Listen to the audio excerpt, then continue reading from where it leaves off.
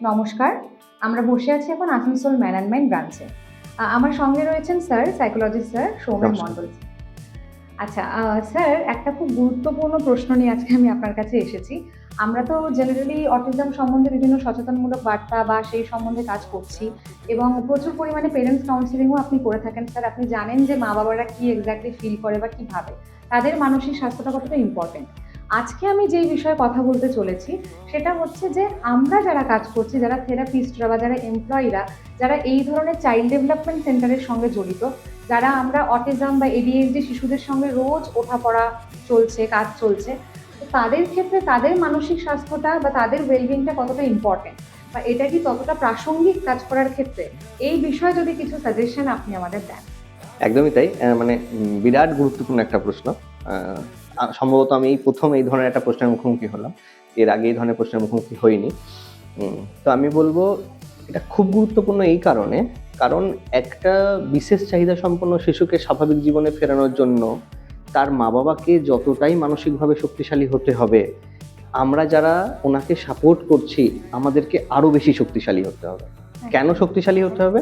তার কারণ আমরা সারাক্ষণ এই ধরনের বাচ্চাগুলোকে নিয়ে আছি। ঠিক মা-বাবা যেমন একটি বাচ্চাকে নিয়ে থাকছে বা দুটি বাচ্চাকে নিয়ে থাকে, আমাদের ক্ষেত্রে কিন্তু একাধিক বাচ্চা এবং পুরো সময়টা আমাদেরকে তাদের সঙ্গে থাকতে হবে। এইটা একটা পার্ট। ঘুরিয়ে আমরা যে পরিবারে থাকি, মানে আমাদের নিজস্ব পরিবারের একটা চাপ, তার কাজের চাপ আছে, তার বিভিন্ন সমস্যা আছে, সেটা একটা পার্ট। আবার উল্টো দিক থেকে বিভিন্ন সময় পেরেন্টসরা বিভিন্নভাবে ভেঙে পড়েন বা পেরেন্টসরা অনেক সময় খারাপ আচরণ করে ফেলেন। এই ধরনের যে সিচুয়েশনগুলো বা পেরেন্টসকে মানসিক সাপোর্ট দিতে হয়, এই ধরনের পরিস্থিতিতে যারা আমরা কাজ করছি, একজন কর্মীকে অনেক বেশি মানসিকভাবে শক্তিশালী হতে হবে। যদি সে মানসিকভাবে শক্তিশালী না হয়, তাহলে সে এত বড় কাজ করতে পারবে না। হ্যাঁ, একদমই করতে পারবে না। ঠিক এই কারণে এই ধরনের পেশায় সবাই আসতে পারে না, এলেও বেশি দিন থাকতে পারে না। কেমন? আর এই পেশায় যারা আছে সেই সমস্ত কর্মীদের উদ্দেশ্যে আমি বলবো যে একটা প্রকৃত মাইন্ডসেট দরকার।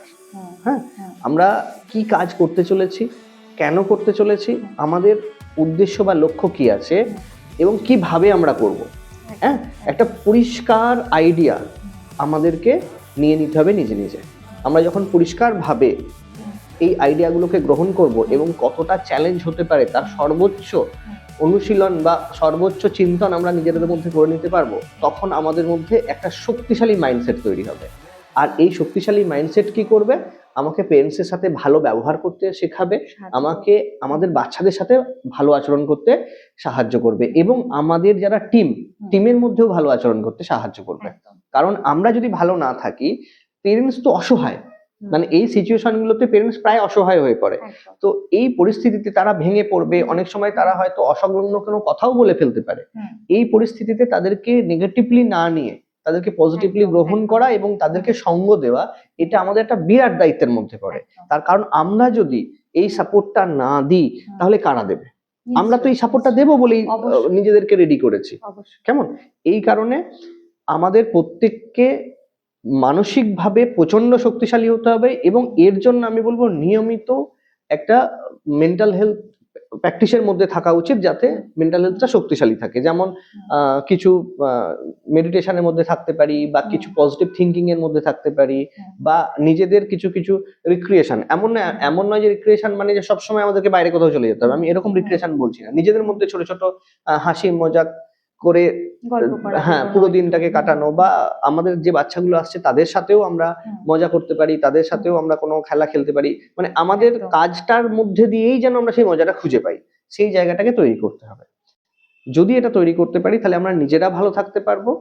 এবং আরো একটা কাজ আমাদেরকে করতে হবে আমাদের কর্মীদেরকে, যে মানে স্ট্রেস গুলোকে আলাদা আলাদা করে রাখতে হবে। যেমন আমরা যে কাজ করছি তার যে স্ট্রেস তৈরি হচ্ছে সেটাকে বাড়ি পর্যন্ত নিয়ে গেলে হবে না, আবার বাড়ির যে স্ট্রেসটা আছে সেটাকে সেন্টার পর্যন্ত নিয়ে এলে হবে না। এই স্ট্রেস গুলোকেও আলাদা করতে শিখতে হবে। যদি নিজেদেরকে আমরা আবারও বলি যে মানসিকভাবে খুব শক্তিশালী করতে না পারি, তাহলে আমরা এই কাজটা খুব ভালোভাবে করতে পারবো না। ধন্যবাদ স্যার, খুবই একটা মানে যথোপযুক্ত এবং এই সময় দাঁড়িয়ে আমাদের কাছে একটা খুবই ভ্যালুয়েবল সাজেশন। আমরা চেষ্টা করব সেগুলো মেনে চলার এবং নিজেদেরকেও ভালো রাখার এবং মা বাবাকেও বাচ্চাদেরকেও ভালো রাখার। Thank you.